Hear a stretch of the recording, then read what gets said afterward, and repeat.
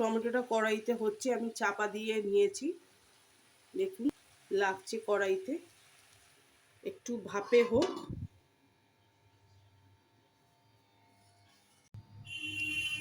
কাঁচা লঙ্কা, পেঁয়াজ কুচি, একটা গোটা পেঁয়াজ, একটা রসুন নিয়ে নিয়েছি।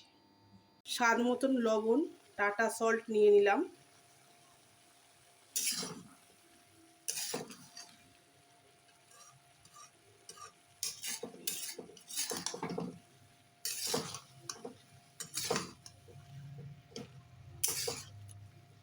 টমেটোটা একটু ভাজা ভাজা, একটু ফ্রাই হলেই জলটা ছেড়ে তারপর পরপর আমি রান্নাটা আরও দেখাচ্ছি।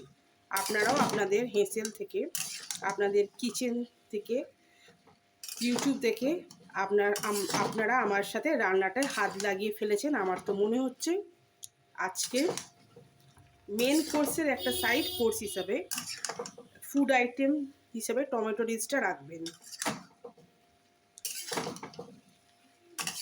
দেখতে থাকুন 3 রকম টমেটো যে নিয়েছি, কিভাবে আজ রান্নাটা আমি আপনাদের সঙ্গে নিয়ে রান্নাটা উপস্থাপন করছি।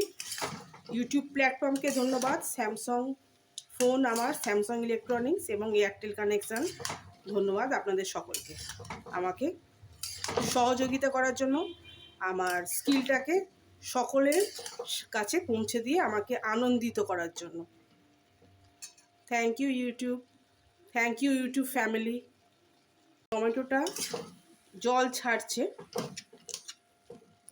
বয়েলড হচ্ছে। আমি একটু স্বাদ বৃদ্ধি করার জন্য চিনি দিয়ে নিচ্ছি। চিনি আমি একটু সব তরকারিতেই অল্প করে দিই, অল্প বিস্তর। আপনারা চিনি অথবা গুড় অথবা মধু, আপনাদের যার যেমন টেস্ট, অথবা 3টে মিছরি, 4টে, অল্প করে 4 রকমই মিশিয়ে একটা সুগন্ধ এবং টেস্ট বৃদ্ধি কারক হিসেবে ব্যবহার করতে পারেন।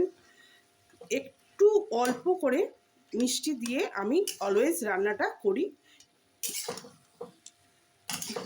দেখতে থাকুন।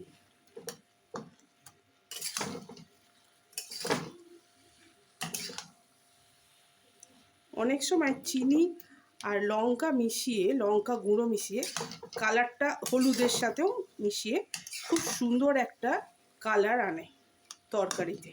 আপনারা দেখতে থাকুন।